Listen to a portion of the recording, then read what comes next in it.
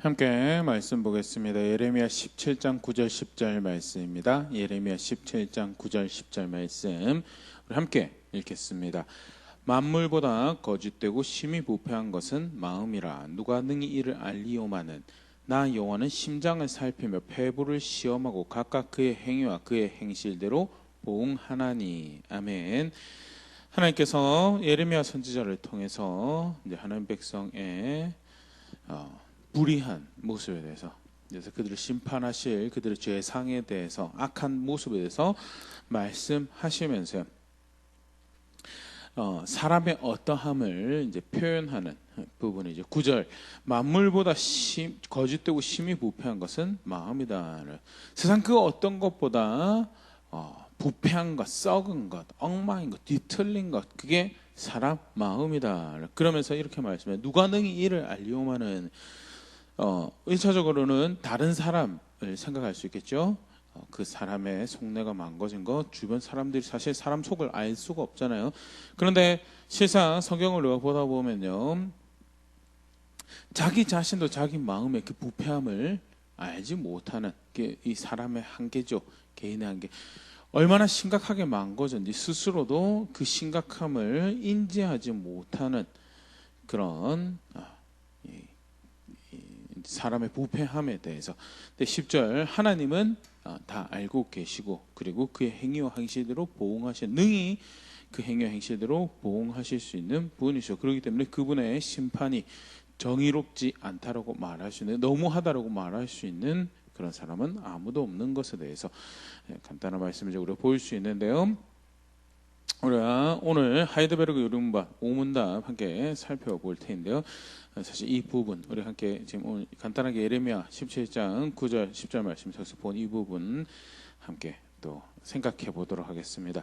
먼저 5문답 문제 다 같이 읽어보면요. 당신은 이 모든 것을 온전히 지킬 수 있습니까? 여기서 말하는 이 모든 것은 4문답에서 나왔던 하나님 사랑하고 이웃 사랑하는 거죠. 답, 아닙니다. 나에게는 본성적으로 하나님과 이웃을 미워하는 성향이 있습니다. 네. 우리 3문, 4문, 5문답까지 이렇게 해서 이제 사실 이 한 섹터로 이렇게 되어 있는데요. 죄와 비참함을 어떻게 할 수 있을까? 하나님 말씀 통해서 알 수 있습니다. 근데 실제 그 하나님 말씀 무엇을 가르치고 있습니까? 하나님 사랑하는 거, 이웃 사랑은 가르치고 있습니다. 그러면 실제로 그 하나님 사랑하는 거, 이웃 사랑하는 거 우리는 지킬 수 있습니까? 아니다. 왜? 우리에게는, 나에게는 본성적으로 하나님과 이웃을 미워하는 성향이 있다는, 실제로 그렇게 망가진 것이 내 상태고, 그렇기 때문에 하나님 사랑하고 이웃 사랑하라는 말씀이 오히려 나의 죄와 나의 비참함을, 우리의 죄와 우리의 비참함을 확인할 수 있는 그런 거울과 같은 것이 되며 그런 기준을 제공하는 것이 되고, 실제로 스스로도 인지하지 못하는 비참함과 심각함을 그 무엇보다도 바르게 정확하게 보여줄 수 있는 것이 사실 하나님 사랑하고 이웃 사랑하라고 가르치고 있는 하나님 말씀이다라는 것. 그러면서 이제 오늘 우리가 살펴보는 5문답은요, 그런 인생의 망고진 모습에 대해서 다시 한번 더 생각해 볼 수 있도록 성경에서 가르치고 있는 말씀을 이렇게 요약을 했죠. 사실 우리 쉽게 착각합니다. 하나님 사랑할 수 있는 그런 선한 의지가, 또 이웃을 사랑할 수 있는 선한 의지가 우리에게 있을 수 있다고. 특별한 경험이 있다면 그 경험을 토대로 해서 사실은 하나님 사랑하고 이웃 사랑한 자리로 우리가 나아갈 수 있다고. 또 어떤 영적인 신비를 마주하고 그런 경험을 하게 되면 하나님 사랑하고 이웃 사랑한 자리에 가 있게 될 것이로, 필요한 지식을 쌓게 되면, 또는 훌륭한 관계를 통해서 훌륭한 선배들이나 선생님이나 또 주변의 좋은 관계들을 통해서 그런 영향과 문화 가운데 크게 되면 실제로 그런 자리에 나아갈 수 있을 거라고. 아니, 이번은 실수니까 또 한 번 다른 기회가 주어진다면 반드시 하나님 사랑하고 이웃 사랑하는 그런 삶을 살 수 있을 거라고. 근데 성경 그렇게 가르치지 않죠. 사실 성경 어느 곳에 펼쳐봐도요, 그 부분을 우리가 살펴볼 수 있는데요. 지난 우리가 주일날 살펴보는 에스라 느헤미야 같은 경우에도요, 포로에서 끌려와서 건져내셨죠. 성전 세웠죠. 그 살게 해주셨습니다. 그렇게 포로로 끌려갔는데 자기들의 힘으로도 다시 돌아올 수가 없는 곳이, 그럼에도 불구하고 돌아올 수 있도록 은혜 베푸셨고요. 성전이란 걸 지어서 그래 우리가 아브라함의 우선 약속이 있는 하나님 백성이지라는 것을 확인하고, 그래 하나님이 우리와 함께 하셔서 우리 하나님 되시며 우리는 그의 백성이다라고 확인을 하는데, 그 상황에서도 하나님 무엇을 싫어하시는지 무엇을 기뻐하시는지 존중할 생각이 없고, 하나님 제일 금하시고 경계하셨던 그 땅 주민들하고 연을 맺는 것이, 그래서 에스라의 반응이 마음이 무너져서 수염을 뜯고 옷을 찢고 너무나 부끄럽고 수치스러워서 하나님 앞에 감히 나서들지 못하겠다는 그런 고백을 하게 되는 것이, 사실은 그게 그 시대 사람들, 그 악한 사람들의 모습이 아니고 결국 사실은 죄된 우리의 모습인데요. 가데스 바네아에서 벌어졌던 사건을 다시 한번 들여보면서요, 오늘 문답에서 이야기하고 있는 하나님과 이웃을 미워하는 성향이 있는 우리의 모습에 대해서 다시 한번 더 생각을 해보겠습니다. 민수기 14장 32절 34절 말씀 보면요, 너의 시체는 광야에 엎드러질 것이요 너희의 자녀들은 너희 반역한 죄를 지고 너희의 시체가 광야에서 소멸되기까지 40년을 광야에서 방황하는 자가 되리라. 너희는 그 땅을 정탐한 날 수인 40일의 하루를 1년으로 쳐서 그 40년간 너희 죄악을 담당할지니 너희는 그제서야 내가 싫어하며 어떻게 되는지를 알리라 하셨다 하라. 이제 출애굽한 이스라엘 백성들을 하나님께서 다 죽이기로 결정하시는, 특히 20살 이상의 성인들을 다 죽이기로 결정하시는 굉장히 일종의 터닝 포인트가 되는 이 사건이었죠. 가데스 바네아에서 12정탐꾼이 하나님을 신뢰하지 못하고 자기의 계산과 자기의 본발에 자기의 감각을 더 의지하는 그런 불의를 행함으로써 사실 온 민족이 굉장히 큰 이제 사건을, 이 실패를 마주하는 그런 사건이었는데요. 이게 곰곰이 생각을 해보면요, 사실 하나님께서는 그들이 바른 선택을 하실 수 있도록 이미 경험을 제공을 하셨었습니다. 출애굽기 19장 4절 보면, 내가 애굽 사람에게 어떻게 행하였은가, 내가 어떻게 독수리 날개로 너희를 업어 내게로 인도하였으며 너희가 보았느니라. 간단하게 표현되어 있지만요, 애굽 사람에게 어떻게 하였은가, 독수리 날개로 너희를 업어 내게로 인도하였으며 너희가 보았다는, 애굽 사람들에게 어떻게 했죠? 10가지 재앙으로 경험을 주셨어요. 이집트 사람들은 하나님께서 심판하시면 그 옆에서 간접적으로 하나님께서 이렇게 우리를 위하시는 분이시고, 하나님께서 이렇게 큰 능력으로 우리를 구원하실 수 있는 충분한 하나님이시구나라는 것을 확인하는 홍해 사건을 통해서 마찬가지죠. 그리고 만나로 먹이시고 물을 바위에서도 내시고 쓴물을 먹을 수 있는 물로 바꾸기도 하시고 아말렉에게 승리를 거두기도 하시면서, 그게 이제 독수리 날개로 너희를 업었다라는 그런 대목인데요. 경험을 주셨어요. 이 하나님은 우리를 위하시면 우리를 살게 하시는 분이시구나, 구원의 하나님이시구나라는 걸 경험을 했어요. 더더군다나 경험의 일종이죠. 영적 신비를, 사실은 이 반역을 저지르, 가데스 바네아에서 반역을 저지르 이 상황에서도 성막은 한가운데 있었고요, 그들의 진중 한가운데는 구름 기둥이 있었던 상황이죠. 출애굽기 40장 36절 38절, 구름이 성막 위에서 떠오를 때는 이스라엘 자손이 그 모든 행진하는 길에 앞으로 나아갔고, 구름이 떠오르지 않을 때는 떠오르는 날까지 나아가지 아니하였으며, 낮에는 여호와의 구름이 성막 위에 있고 밤에는 불이 그 구름 가운데 있음을 이스라엘 온 족속이 그 모든 행진하는 길에서 그들의 눈으로 보았더라. 가데스 바네아에서 배신하고 있을 때요, 불신앙으로, 철저하게 불신앙으로 하나님 신뢰하는 것 절대 없이 오히려 너무 처참한 발언을, 우리가 모세 말고 리더 하나 세워서 애굽으로 돌아가자라는 그런 발언을 할 때 그들 진 한가운데에 성막이 있었어요. 그리고 거기는 구름 기둥이 있었고요. 하나님 함께 하신다는 사인들, 여러 가지 경험들, 영적인 신비들 다 움켜쥐고 다 경험하고 있는 상황인데도 불구하고요, 전혀 개의치 않고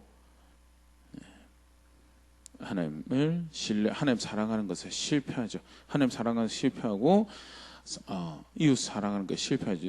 여기서는 이제 구체적인 이웃 사랑하는 것은 자기들 말을 듣는 자기들의 반응을 듣는 이들에게 부정적인 영향을 끼치는 것과 더불어서 우리 좀 전에도 읽었지만요. 민수기 14장에 자녀들이 그들의 반역한 죄, 그들의 실패로 인해서 40년 동안 광야를 유리해야 되는 그런 상황을 마주한 것이요.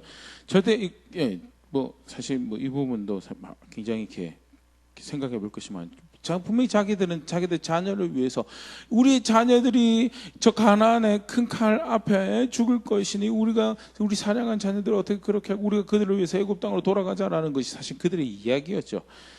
절대 그게 자녀들 사랑하는 모습이 아니었다라는 것.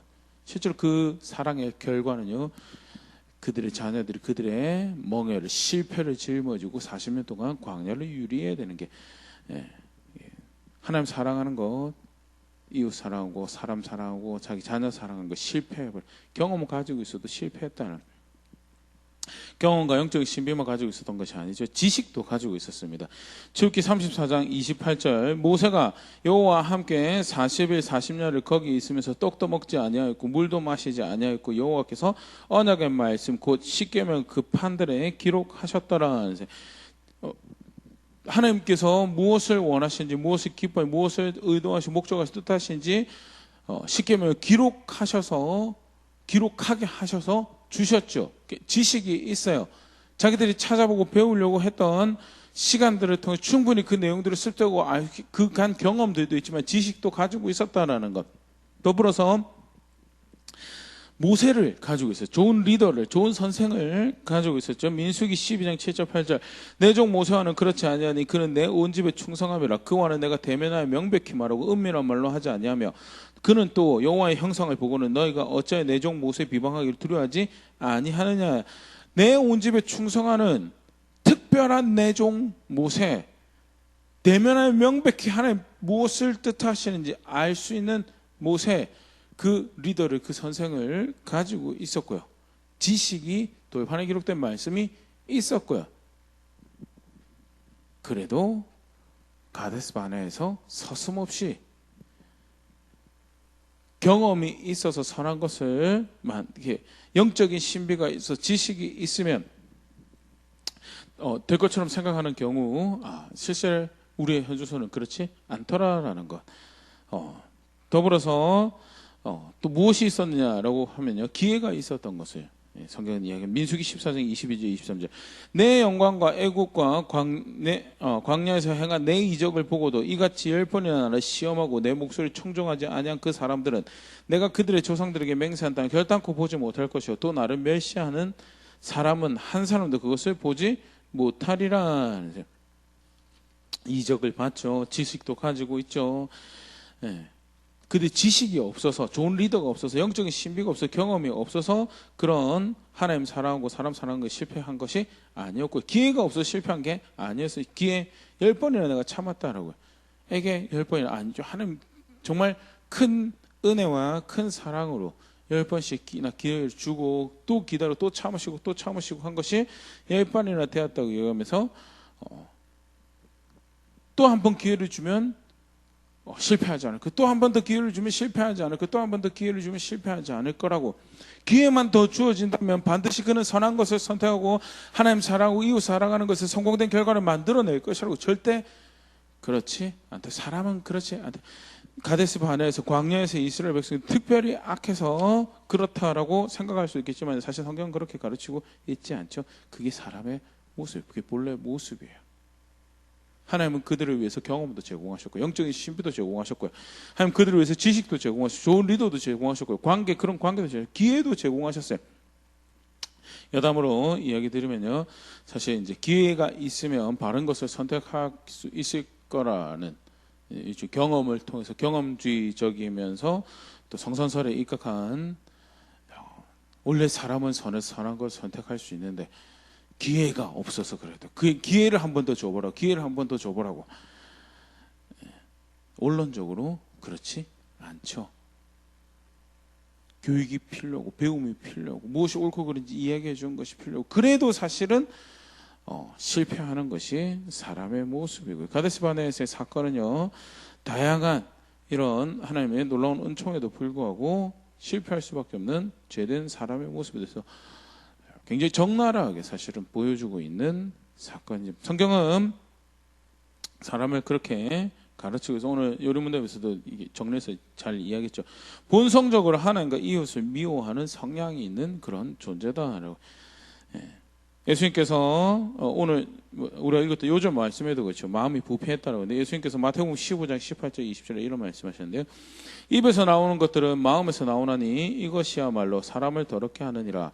마음에서 나오는 것은 악한 생각과 살인과 간음과 음란과 도둑질과 거짓 증언과 비방이니 이런 것들이 사람을 더럽게 하는 것이요 씻지 않은 손으로 먹는 것은 사람을 더럽게 하지 못하네. 손 씻고 안 씻고 가지고 이제 이슈가 된 거예요. 또 부정한 그 이제 속칭 자기들이 말하는 정한 음식 먹는 거 이제 그런 규례가 이슈가 되어서 이제 바리새인들하고 이야기하는데요. 더러운 손으로 먹으면 더러운 거 먹는 거죠. 병균 먹는 거고. 사실 그게 맞아요. 손 안 씻고 먹어도 된다라는 것을 예수님께서 말씀하시려고 하시는 게 아니에요. 그것보다 더 심각한 문제가 있는데 손 씻는 거 가지고 자기들이 속칭 이야기하는 정한 것을 먹는 규례 가지고 그거 가지고 사람을 깨끗하게 하니 안 하니 가지고 그 법 하나 이렇게 지난 시간에도 그렇게 했지만 법을 주신 것은 그것으로 하나님 사랑할 수 있도록 하기 위해서 주신 것이지 법 자체가 목적이 아니다라는. 그럼에도 불구하고 법 자체가 목적에 대해서 그렇게 하는 것에 대해서 예수님께서 야 뭐가 더 사람을 더럽게 만드는 줄 아느냐라고. 먹는 거 사실은 더러운 거 뒤로 빠져나온다라고 예수님 말해요. 그런데 부패한 마음에서 나오는 부패한 생각들, 더러운 생각, 더러운 말은 그것이야말로 정말 진정 사람을 더럽게 만드는 것이며 실제로 악한 생각, 살인, 간음, 음란, 도둑질, 거짓 증언, 비방 어디서 나오는 줄 그게 사람 속에서 나오는 그게 사람의 현 주소라고. 실제로 그런 악행들이 그런 죄가 어디서 나오냐고 사람 속에서 나오는 거라. 그게 사람의 현 주소라고. 실제로 그것을 다스리고 그래서 예수님 사실 골자는 거죠. 그것을 다스리고 오히려 손 씻고 안 씻는 거 그 자기가 정한 그 규례 정한 것을 취하는 음식을 취하는 규례 그거 가지고 사람 거룩하니 안 거룩하니 깨끗하니 그거 손 잘 씻어야 되죠. 가능한 한 위생적으로 음식 잘 섭취해야 되죠. 그거 하지 말라는 게 아니에요. 그거보다 더 심각하게 사실은 고민해야 될 문제적 사람의 모습, 사람을 깨끗하게 하기 위한 고민들이 있는데 정작 그거는 마음에도 두지 않는 유대 당시 지도자들 비판하시는 그런 말씀이고요. 분명히 예수님께서 이야기하시는 것은 그 속에서 악한 것이 튀어나오는 그 속에서 악한 것이 아까도 잠깐 그런 이야기든 성선설 원래 사람은 선한데 주변에서 악한 영향을 받아서 맞죠. 그런 것도 분명히 있습니다. 영향력을 주고받는 사람이라서 그런 것도 있지만요. 더 원론적으로 성경은 본성적으로 사람이 그런 악한 것을 내재하고 있는 존재다라는 것을 우리가 아이를 키워보다 보면요. 이제 그런 거 다 마주하죠. 안 배운 거 하고 있어요. 안 배운 거. 심지어는 그 주변에 영향을 주고받는 일도 많지 않은 생후 뭐 7개월, 또 1년, 돌, 2살 주변의 영향이 뭐 그렇게 그 아이가 크게 받을 일이 있을 그 다음에 비하면요. 그럼에도 불구하고 이렇게 굉장히 자기 중심적으로 자기가 임의로 생각하는 선하다 옳은 것 열심히 펼쳐하고 연습하고 그것을 위해서 아직과 독선과 고집을 부리는 것들을 이제 보일 수 있죠. 이제 그런 것들이 사실 성경에서 가르치는 이미 부패한 상태에 있는 사람이다. 로마서 10장 10절 12절에서도 그것을 이제 이런 식으로 표현을 하고 있는데요. 기록된 바 의인은 없나니 하나도 없으며 깨닫는 자도 없고 하나님을 찾는 자도 없고 다 치우쳐 무익하게 되고 선을 행하는 자는 없나니 하나도 없도다를. 의인이 하나도 없다를. 의인이 하나도 없으면서 깨닫는 자도 없고 하나님 찾는 자도 없고 선을 행하는 자도 없고 하나도 없다라고요. 나름 하나님 찾는데요. 선을 행하려고 하는데요. 네, 그게 항상 모든 일에 그렇지 않죠. 항상 하나님 사랑하고 항상 이웃 사랑하고 사느냐 아니다라는. 뭐 어느 정도 자기가 인지하는 선 안에서 또는 생각해낼 수 있는 선 안에서 또 어떤 좋은 또 관계가 있어서 영향력 받고 이렇게 배워진 부분들에 한해서는 선한 거 할 수 있죠. 충분히 그런 거 할 수 있습니다. 그럼에도 불구하고 갈라디아서 3장 10절 보면요, 모든 일을 항상 행하지 않는 법이 있어요. 기준이 있어요. 하나님 사랑하는 거, 하나님 이웃 사랑하는 기준이 분명히 있어요. 근데 옳다라는 이야기를, 의롭다라는, 합당하다는 얘기는 항상 모든 일이 그 기준에 부합해야 되는데 사람이 그러냐는 안 그렇죠. 사람이 안 그렇죠. 그래서 성경 그렇게 하십니다. 로마서 8장 7절에 육신의 생각은 하나님과 원수가 되나니 이는 하나님 법에 굴복하지 아니할 뿐만 아니라 할 수도 없음이라라. 그래서 본래 인생이 육신을 가지고 살아가고 거기에 그 육신을 충실하게 살아가는 그 삶은 하나님 법에 굴복하려고 하지 않고 실상 사실 그 상태는 할 수가 없는 상태다라는 게 성경에서 가르치고 있고요. 그것을 오늘 문답에서는 본성적으로 하나님과 이웃을 미워하는 성향이 있다라고 그렇게 얘기를 하는 거죠. 그래서 결론적으로 여러 말씀 적을 수 있겠죠. 에베소서 2장 2절 3절 죽은 자다. 죽은 자의 상태는요, 그때 너희는 그 가운데서 행하여 세상 풍조를 따르고 공중의 권세 잡은 자를 따랐으니 곧 지금 불순종의 아들들 가운데서 역사하는 영이라. 전에는 우리도 다 그 가운데서 우리 육체의 욕심을 따라 지내며 육체와 마음이 원하는 것을 하여 다른 이들과 같이 본질상 진노의 자녀이었더니, 자기가 원하는 대로 따라서 세상 풍조 따라서 마음과 육신을 원하는 것 따라서 열심히 살아가는, 사실은 다들 그렇게 살아가는 거 아닙니까? 맞죠? 다들 그렇게 살아가는 모습이죠. 근데 그게 이제 성경에서는요, 죽은 모습이라고.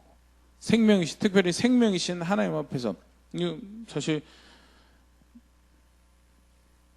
풍조를 따르고 육체의 마음에 원한 것을 한다는 것은 흔히 말하는 과학적인 측면에서는 생명이 붙어 있는 거잖아요. 여기서 죽었다라는 말은 생명이신 하나님 앞에서 죽은 것 같은 존재다라는 게. 그래서 지난 시간에 우리가 살펴볼 영생을 얻는 말씀이라고 주신 하나님 사랑하고 이웃 사랑하라는 것, 하나님 나라에 가깝다라고 이야기하는 그것을 행하는 것이 그 하나님 질서 가운데서, 창조주의 질서 가운데 자기가 있어야 될 자리를 지키며 그 안에서 풍성한 생명을 누리고 그 안에 진정한 평화와 안식을 누리고 쉼을 가지는, 더불어서 그렇게 하나님 질서 가운데 함께 있는 자들과 함께 평화를, 그 모든 선한 것을 누리는 그 자리에 있는 것이 아니라 그 생명이신 하나님 앞에서 죽은 것 같은 상태가 사실은 우리가 늘상 쉽게 마주하고 살아가는 인생사의 모습, 세상 풍조 따르고 육체와 마음에 원한 것을 살아가는 모습이, 그게 사람의 모습이고, 우리가 본성적으로 그렇기 때문에 생명을 주시려고 주시는 말씀, 선한 것을 가르치신 여호와의 말씀이 무엇보다도 정확하게 우리의 죄된 비참함을 드러내는 도구가 되었다라는 것이 유리문답 3번에서 4번, 5번에 걸쳐서 우리가 쭉 살펴보는 내용이죠. 오늘 시간에는요, 정말 신뢰할 대상이 될 수 없는, 본성적으로 악하여서 선하다고 하시는 하나님 말씀, 하나님 사랑하고 이웃 사랑하라는 그 말씀을 따를 수가 없는, 그래서 신뢰 대상이 절대 되지 못하는 자기 자신의 모습, 그게 성경에서 가르치고 있는 모습, 그만큼 철저하게 뒤틀리고 파괴되어지고 부패하여서 오히려 그 속에서 끄집어내는 것이라고는 불의하고 생명과 반대되는 것들을 만들어내는 것이 사람이고, 성경은, 하나님은 그렇게 죄된 사람의 모습을 하나님 말씀 통해서 가르치고 계신다라는 것. 다르게 표현하면 그게 하나님 보시기에 나의 모습이고 우리의 모습이다라는 거죠. 굉장히 중요한 이해고요. 사실 이제 하나님 말씀에서 무엇보다도 정확하게 사실 가르치고 있는 부분이죠. 그래서 우리 다다를 수 있는 결론이, 외부에서 오는 도움을 의지할 수, 철저하게 외부의 도움을 바랄 수밖에 없는 존재적인 모습, 이제 오늘 말씀에서도 우리가 확인될 수 있는데요. 한 두 가지 생각해 볼 수 있으면 좋을 것 같습니다. 계속 살펴봤죠. 먼저는요, 철저히 신뢰할 만한 대상이 되지 않는 나 자신, 우리 사람이라는 존재가 그렇다는 거죠. 로마서 3장 20절, 그러므로 율법의 행위로 그의 앞에 의롭다 하심을 얻을 육체가 없나니 율법으로는 죄를 깨달음이니라. 그래서 사람 본래 모습은 선하디 선한 하나님 말씀 앞에서 고작 죄를 깨닫는 것밖에 되어지지 않는 그런 존재다는. 그래서 바울이 그 심각하고 비참한 자신의 모습에 로마 7장 23절 24절, 내 지체 속에서 한 다른 법이 내 마음의 법과 싸워 내 지체 속에 있는 죄의 법으로 나를 사로잡는 것을 보는도다. 오라 나는 공고한 사람이다. 이 사망의 몸에서 누가 나를 건져내랴. 분명히 자기가 볼 때 특별히 이 로마 7장 23절 24절에서는 예수님 믿고 난 다음이죠. 예수님 믿고 난 다음에도 구원이 어디서부터 나는지 알고 또 지속적으로 그 예수 그리스도를 증언하신 하나님의 도우심이 있고, 그리고 그 그리스도 안에서 하나님 백성으로 성도로서의 새로운 출발을 했다라고 함에도 불구하고 내 지체 속에 여전히 익숙해져 있는 하나님 대적하고 내 욕심 쫓아가려고 하는 죽은 그 내 상태의 모습을 보는, 죄의 법으로 나를 사로잡는 내 상태의 모습을 발견한다, 본다. 그래서 탄식으로 한 24절, 오라 나는 건강한 사람이로다. 이 사망의 몸에서 누가 나를 건져내려 하는. 그게 성경에서 가르치는 내 모습이고, 우리 그래서 신뢰할 대상이 될 수가 없다라는 거예요. 그게 성경에서 가르치고 있는 나와 우리를 이해하는 굉장히 중요한 모습입니다. 바울의 경우를 조금 더 보면요. 그래서 고린도전서 9장 27절에 내가 내 몸을 적복종하게 하면 내가 남에게 전파한 후에 자신이 도리어 버림을 당할까 두려워함이로다.